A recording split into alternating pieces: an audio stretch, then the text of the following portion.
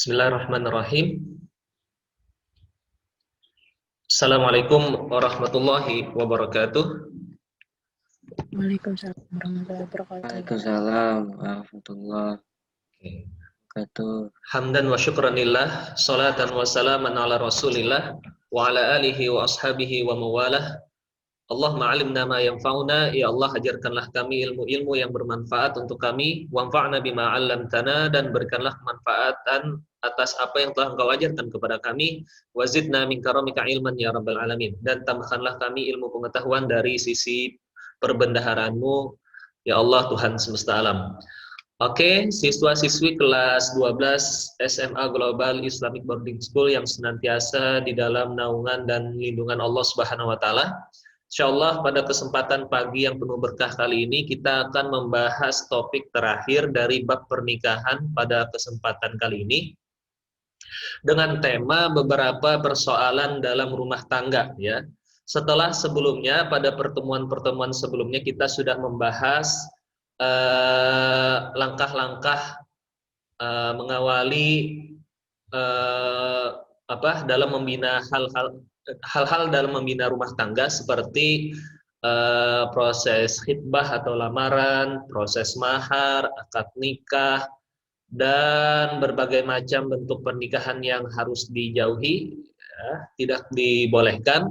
Maka ketika sebuah bahtera rumah tangga mengalami masalah, tentunya dalam setiap permasalahan yang muncul tersebut ada ketentuan hukum yang sudah dijelaskan oleh ajaran Islam ya.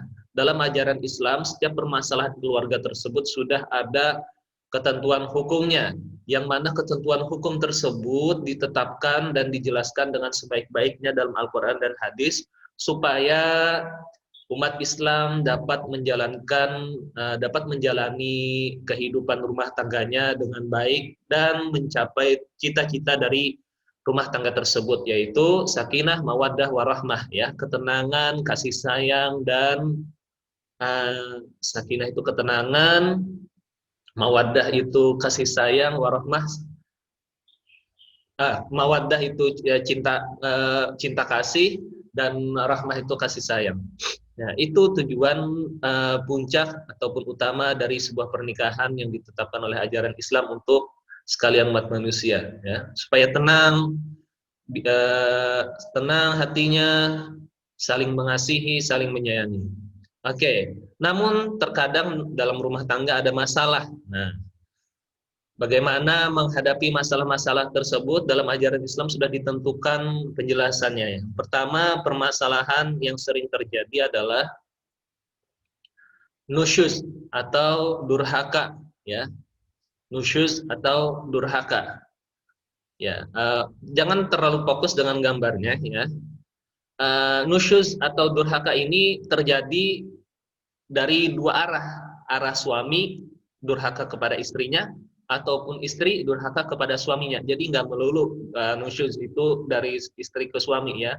Bisa jadi nusyuz suami kepada istrinya. Nah, yang dimaksud dengan nusyuz ini, jadi tidak hanya tindakan istri ya, tindakan suami istri yang menentang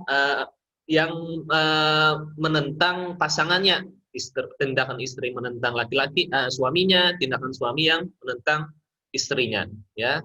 Di slide ini mungkin ini beberapa contoh saja, nanti kita bisa bahas contoh-contoh yang lain ya, yang mana pertentangan tersebut tidak ada alasan yang dapat diterima menurut hukum syara atau hukum ajaran Islam. Contoh, istri tidak mau ditinggal di rumah yang disediakan suami ya, atau istri bepergian tanpa izin suami, misalkan ketika dia pergi tidak bersama suaminya. Nah, misalkan seperti itu, dua contoh tindakan ini menurut ajaran Islam adalah sebuah tindakan durhaka ya. Begitu pula nanti si suami tidak memberikan nafkah yang menjadi kewajiban istrinya, misalkan biaya buat makan sehari-hari tidak diberikan ke istri misalkan, atau suami berlaku kasar tanpa ada alasan yang jelas gitu, tiba-tiba kasar kepada istri dan lain-lainnya ya. yang mana masuk kategori durhaka. Nanti kita ada pembahasan khusus. Landasannya apa? Dalil tentang nusyuz dalam Al-Qur'an adalah Quran surah An-Nisa, ya. An-Nisa ayat berapa tadi ini? 41 kalau tidak salah. Wallati takhafuna nusyuzahunna fa'izuhunna wahjuruhunna fil madaji' wadribuhun. Perempuan-perempuan yang kalian khawatirkan akan berlaku nusyuz atau durhaka, maka hendaklah kalian wahai para suami beri nasihat kepada mereka. Al-Quran memberikan jalan keluar yang pertama ialah si suami wajib menasehati istrinya. Apabila setelah diberi nasihat si istri masih belum mau taat kepada suaminya, maka langkah yang kedua adalah wahjuruhunna fil madaji', tinggalkanlah mereka di tempat tidur, atau dalam istilah lainnya pisah ranjang.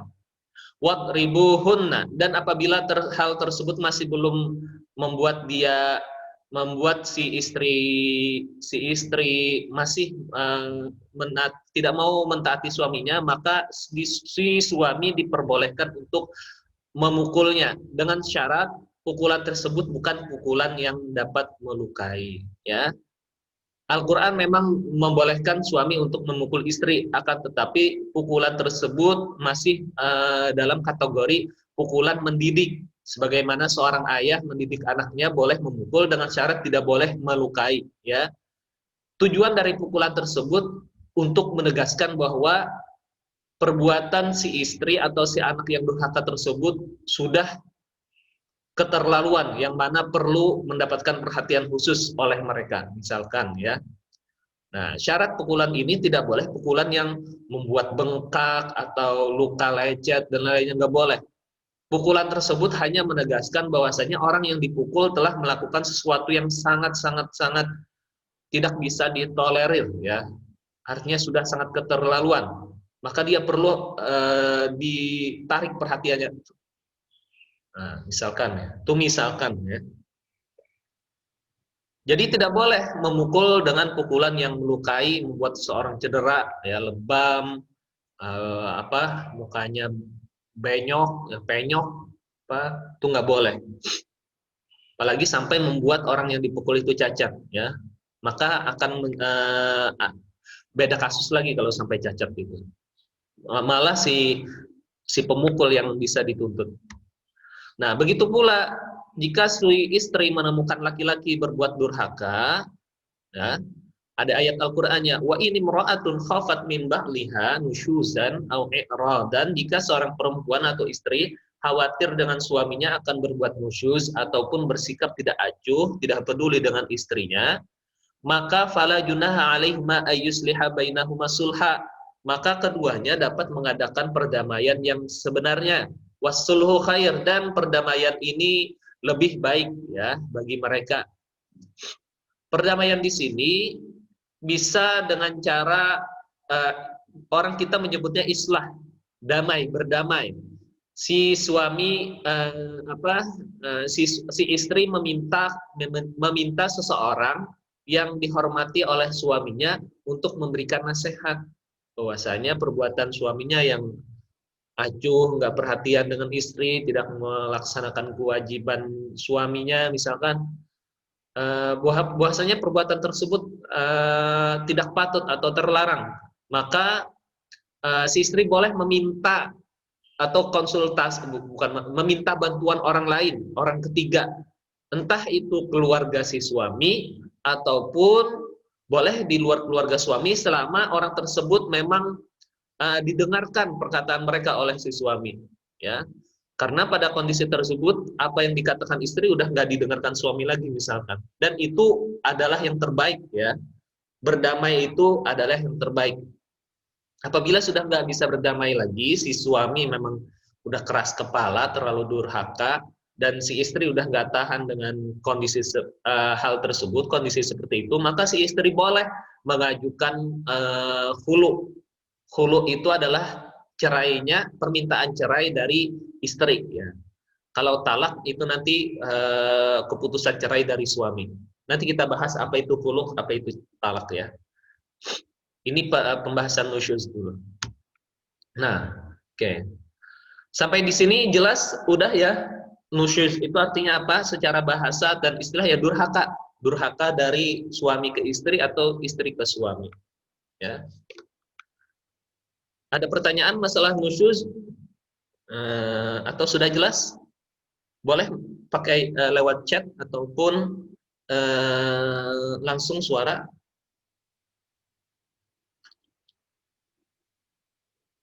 Oke, oke, sip. Jelas, oke, thank you. Nah, permasalahan yang kedua adalah talak atau perceraian. Yang dimaksud dengan talak di sini adalah melepaskan ikatan pernikahan yang perbuatan tersebut muncul karena perselisihan antara suami istri, yang mana perselisihan tersebut menimbulkan permusuhan dan kebencian di antara keduanya.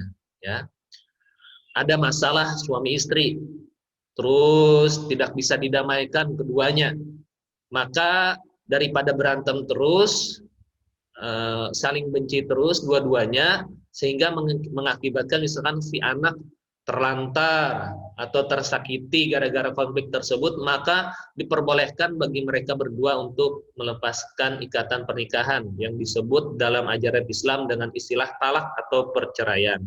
Ya,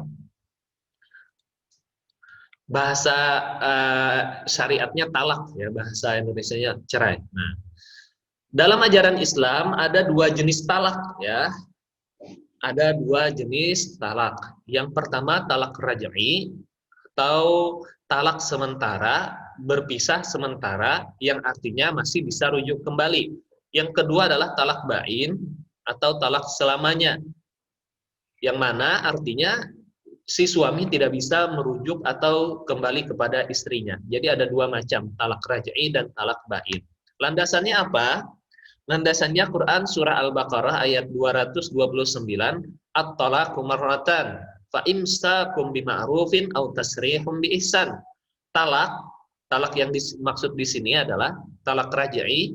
Talak raj'i atau yang dapat dirujuk itu dua kali. Jadi suami punya hak untuk merujuk istrinya sebanyak dua kali kalau dia melakukan talak raj'i. Jadi misalkan suami bilang kepada istri, misalkan ada Andre, istrinya siapa, Sarah, wahai Sarah, kamu saya talak. Nah, kalimat si Andre tersebut maka dijatuhkan hukum talak, ya, karena kalimatnya jelas, wahai Sarah, istriku, kamu saya talak. Nah, maka jatuh talak pada saat itu juga, ya. Karena si Andre mengucapkan kalimat talak satu kali, maka jatuh talak raj'i yang pertama. Kondisi si Sarah otomatis masuk ke dalam masa iddah.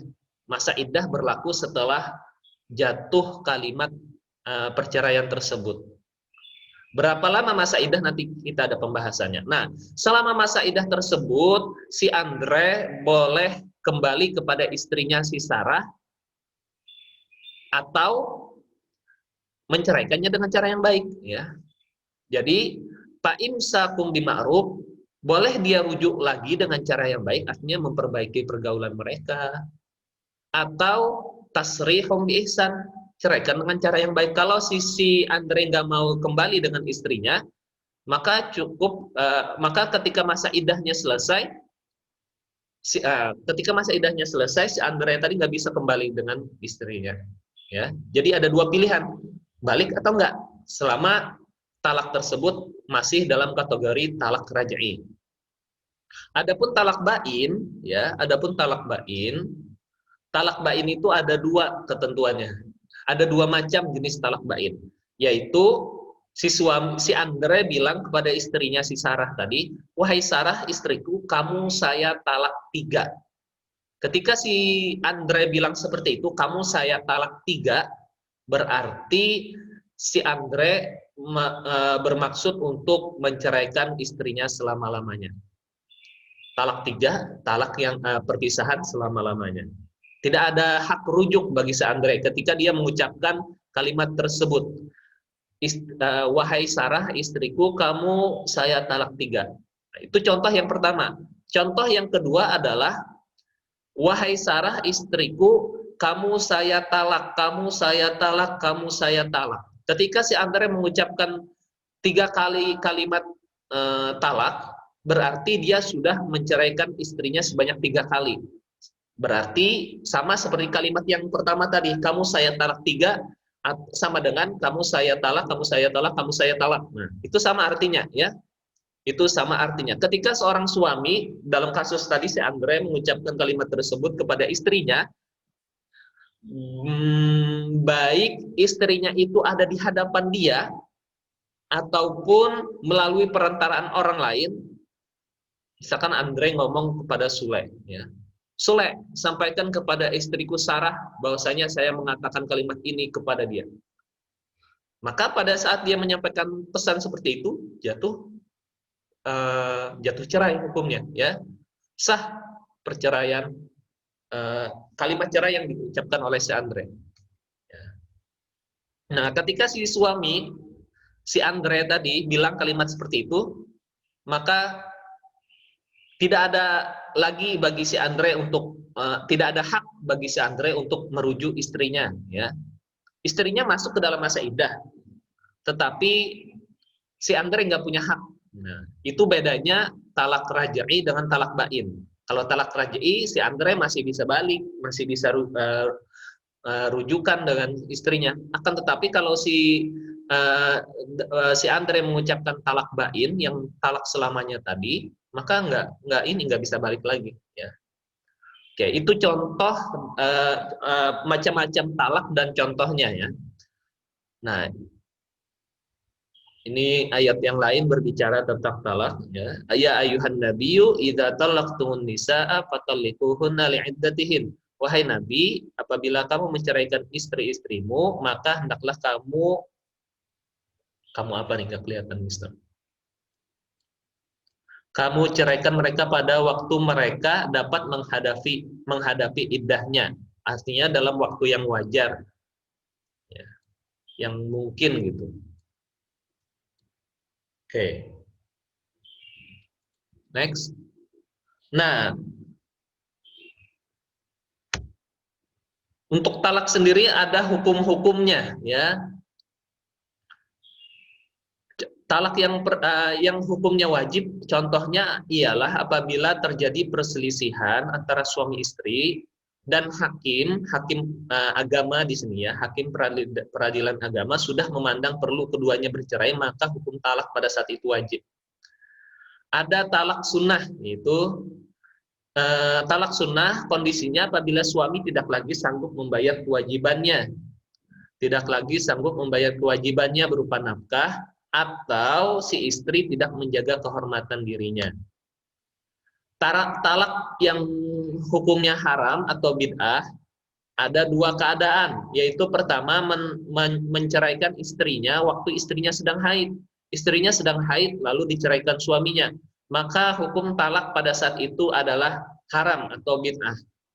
Atau kondisi kedua, menjatuhkan cerai talak waktu suci yang sudah dicampurinya, yang sudah dipergaulinya, atau sudah melakukan hubungan suami istri.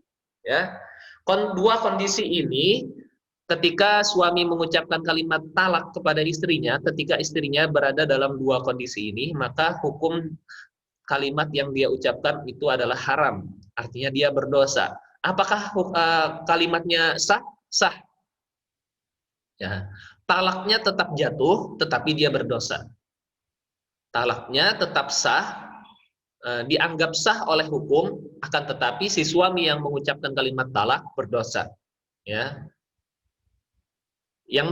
Kapan dia berdosa tadi? Ketika dia menjatuhkan talak atau kalimat cerai waktu istrinya sedang haid. Istrinya sedang haid, ada masalah, akhirnya si suami bilang kamu saya talak. Nah, maka kalimat tersebut hukumnya haram, tetapi sah. Hukumnya haram, si suami berdosa ketika mengucapkan kalimat tersebut, akan tetapi tetap sah. Ya. Kenapa tetap sah? Karena Nabi Shallallahu Alaihi Wasallam pernah bersabda, ada 3 kalimat, ya, 3 kalimat yang ketika dia serius, main-main atau bercanda, ataupun sedang nggak jelas itu, ada 3 kalimat serius atau bercanda, tetap jatuh hukum kalimat tersebut, sah hukum kalimat tersebut. Yang pertama kalimat akad nikah. Ada seorang laki-laki bercanda dengan orang lain, saya nikahkan kamu dengan anak saya, misalkan ini. Lalu orang yang diajak berbicara mengucapkan, saya terima. Padahal kata si laki-laki, enggak, saya cuma bercanda. Tidak bisa, ya, tetap jatuh akad nikah saat itu. Akad nikahnya dianggap sah, ya, dengan syarat tadi ada saksi lagi, ya. Yang kedua adalah kalimat cerai. Kalimat cerai tidak bisa dipermainkan, ya. Misalnya ada suami istri bercanda dengan istrinya dengan kalimat cerai, tidak bisa bercanda mempermainkan kalimat cerai.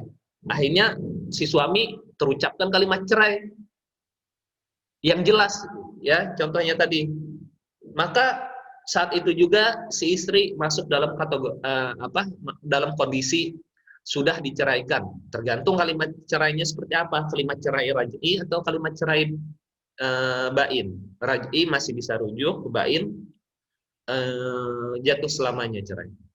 Yang ketiga adalah kalimat rujukan atau kembali. Tiga kalimat ini bercanda atau serius, hukumnya sah. Ya, hukumnya sah.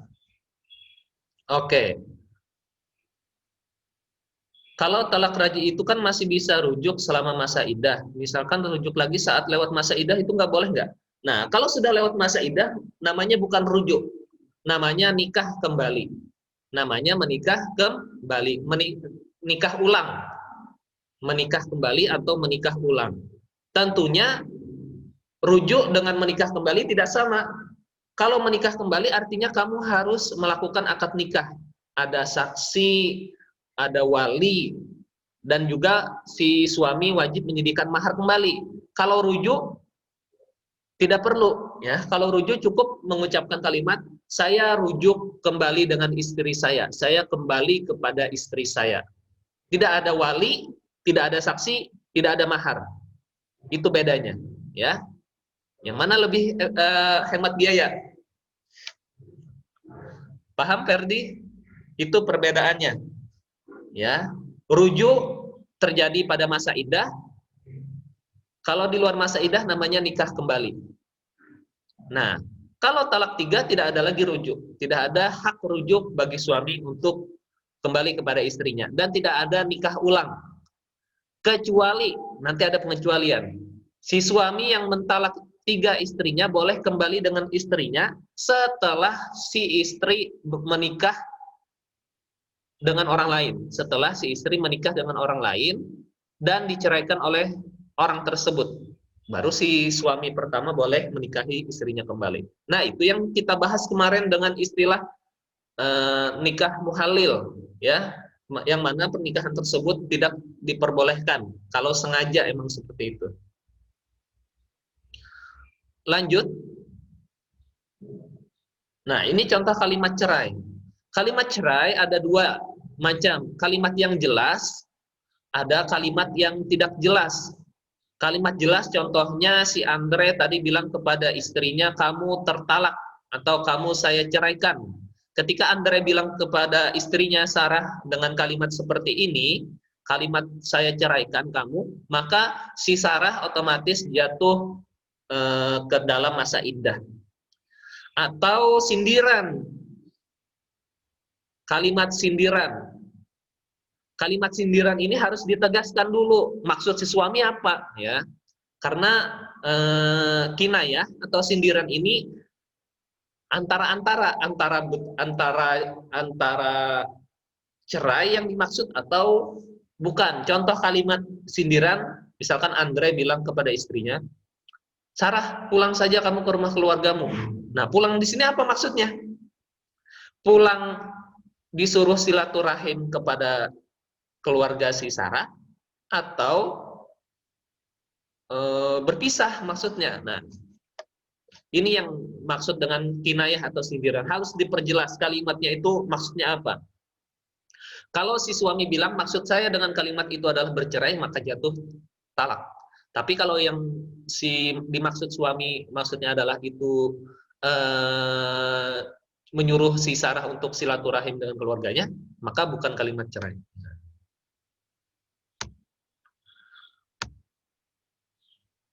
Nah, kalimat talak tidak bisa jatuh sembarangan.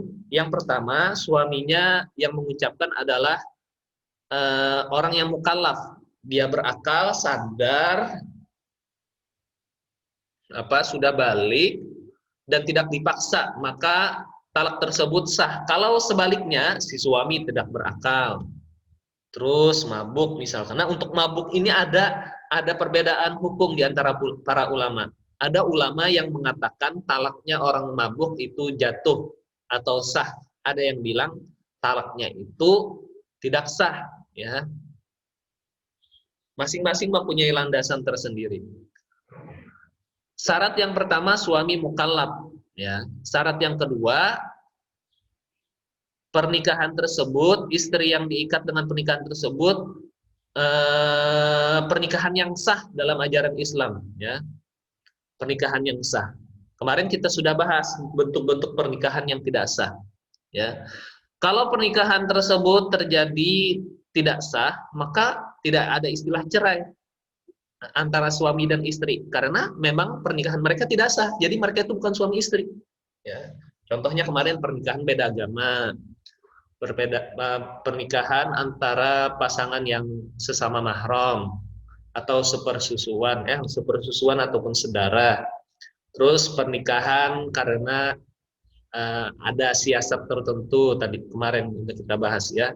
Atau mempoligami bibi dengan keponakannya, ya. Nah, oke. Daris bertanya, misalkan refleks karena marah atau gimana? Kembali kepada hadis Nabi, serius atau bercanda, kalimat tersebut diucapkan maka kalimat tersebut jatuh sah. Cerai, nikah, dan apa tadi? Rujuk. Meskipun niatnya itu dia nggak sengaja, saking marahnya nih si Andre sama istrinya, akhirnya terucapkan kalimat tersebut.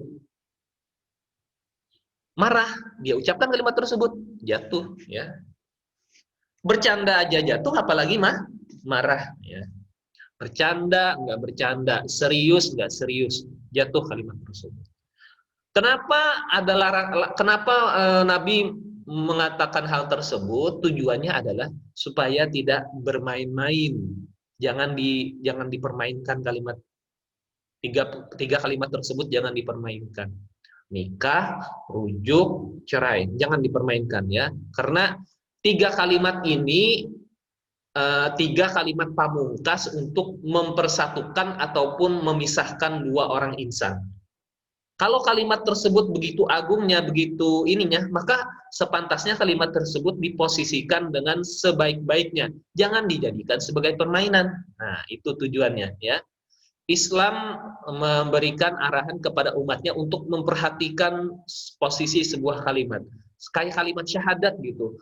Pendek aja kalimat syahadat, tetapi konsekuensinya besar gitu. Nah, misalkan ada pertanyaan, ingat bertanya, ya. Misalkan ada orang yang bertanya, suami bertanya kepada istrinya, kamu mau saya ceraikan? Kita kembalikan lagi, itu statement atau pertanyaan. Nah, kalau itu bentuknya hanya pertanyaan, maka tidak jatuh. Yang dianggap sah adalah statement, kalimat jelas, bukan kalimat tidak jelas, ya. Bentuk kamu mau saya ceraikan itu pilihan bagi istri, mau atau tidak. Yang menentukan adalah kalimat suaminya. Kalau si suami bilang kamu saya ceraikan, maka jatuh. Kalau kalimat kamu mau saya ceraikan itu hanya pertanyaan berupa pilihan untuk istrinya, ya. Dan kalimat tersebut tidak dianggap sebagai kalimat cerai, hanya memberikan opsi kepada istri untuk memilih. Oke. Nah, bagaimana kalau istri yang melakukan talak ser? Beda, ya. Nanti kita bahas. Ada talak ini untuk suami. Kalau untuk istri bukan talak namanya. Dan ada perbedaannya, ya. Ada perbedaan talak yang menjadi hak bagi suami dan ada yang namanya khulu, yang mana itu permintaan cerai dari istri. Talak itu kalimat yang diucapkan suami, khulu itu permintaan yang menjadi hak istri. Ya. Namanya khulu nanti. Ada perbedaannya antara talak dan khulu, ya. Ada perbedaan. Nanti kita bahas perbedaannya. Jadi istri juga bisa, tapi istri namanya meminta cerai, bukan menceraikan. Istri tidak bisa menceraikan, ya. Istri hanya bisa meminta cerai nanti. Berapa menit nih? Wah, nggak keras. Sisa 5 menit. Oke. Nah, hikmah talak atau perceraian. Yang pertama, perceraian adalah jalan keluar darurat. Sebagaimana sebuah bangunan ada tangga darurat, ya. Capek turun tangga tersebut, tapi ya gimana lagi, itu satu-satunya jalan keluar, misalkan. Ya. Bahkan dalam sebuah hadis, abghadul halali indallah at-talaq. Ada perkara halal, perkara boleh, sesuatu yang boleh dilakukan, akan tetapi tidak disukai oleh Allah, yaitu cerai. Itu hadis Nabi. Abghadul halal indallah at-talaq. Perkara yang boleh dilakukan tetapi Allah tidak suka dengan perkara tersebut adalah talak atau cerai. Oke. Oke, ada pertanyaan? Oke. Ada orang menjanjikan untuk menikahi seorang wanita, sudah memastikan untuk menikah dengan wanita tersebut, dan wanita tersebut merasa senang karena si laki-laki tersebut seolah-olah menjanjikan dan merencanakan sebuah rumah tangga dengan wanita tersebut. Tetapi akhirnya mereka berpisah, Sir. Gimana itu, Sir? Apakah jatuh nikahnya? Enggak. Kan cuma janji, ya. Yang namanya akad nikah sudah kita jelaskan itu, ya. Yang namanya akad nikah sudah jelas itu. Akad nikah itu terjadi harus dengan memenuhi rukun-rukun nikah. Ada wali, ada saksi, ada ijab kabul, ada pasangan suami istrinya. Kalau sudah itu semuanya sudah terjadi, baru sah dianggap suami istri. Kalau itu belum terjadi, belum sah. Kalau yang kamu sebutkan tadi, baru sekedar janji. Ya, si laki-laki hanya menjanjikan, kamu akan saya nikahi. Ya, kan cuma berjanji, belum menikah. Ya, dan itu tidak bisa disebut nikah, itu hanya perjanjian, ya, tidak bisa disebut nikah. Oke, hikmah talak yang pertama sebagai jalan keluar, yang kedua, ya mungkin kedua belah pihak merasa tertekan secara emosional atau batin, daripada bersama terus, ya daripada tersakiti terus, kalau bersama ya nggak apa-apa, akhirnya dipisah aja supaya menimbulkan ketenangan di antara keduanya. Yang ketiga itu alat untuk meredam kemarahan. Nah, daripada saling membenci, kalau hidup bersama ya lebih baik berpisah supaya bisa saling menghormati dan saling menghargai satu sama lain, ya gitu. Ya intinya ya supaya bisa berdamai lah. Kalau dengan berdamai baik-baik nggak bisa, ya udah berdamai dengan cara berpisah. Itu hikmah dibolehkannya perceraian dalam suami istri. Beda dengan agama lain. Agama lain ya kalau suaminya meninggal, istrinya juga ikut meninggal. Ada itu di ajaran Hindu India. Kalau suaminya mati, ya istrinya kan pernikahan sampai sehidup semati. Ya udah lakinya yang suami meninggal, istri juga ikut dibakar. Ada kayak gitu. Sadis nggak? Islam nggak seperti itu. Kebalikannya, istrinya meninggal, suaminya nikah lagi. Aduh, ya. Lucu kalau ajaran agama lainnya, lucu. Dan Islam menjauhkan perihal macam-macam seperti itu. Nah, nanti kita bahas bentuk perceraian yang diminta istri.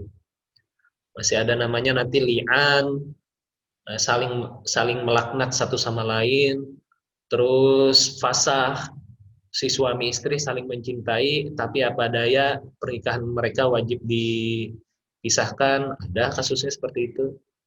Terus ada ila ini bentuk ila ini gimana bentuknya ya? Lupa misalnya nanti. Ada ila, ada lian, ada zihar dan lain-lainnya. Dan ada khulu, yaitu tadi khulu, permintaan istri untuk minta diceraikan. Kapan seorang istri boleh atau diperbolehkan meminta seperti itu, ada waktunya ya. Jadi perceraian tidak hanya hak suami, istri juga boleh dengan syarat-syarat yang nanti kita bahas lagi ya, insya Allah akan kita bahas pada pertemuan selanjutnya. Demikian materi pada hari ini, mudah-mudahan bermanfaat. Apa yang benar itu dari Allah Subhanahu wa taala, apa yang salah itu murni dari pribadi Mister sendiri. Untuk lebih sempurnanya, marilah kita tutup dengan bacakan doa kafaratul majlis. Subhanakallahumma bihamdika asyhadu an la ilaha illa anta astaghfiruka wa atubu ilaik. Akhirul kalam, Mister tutup. Wassalamualaikum warahmatullahi wabarakatuh.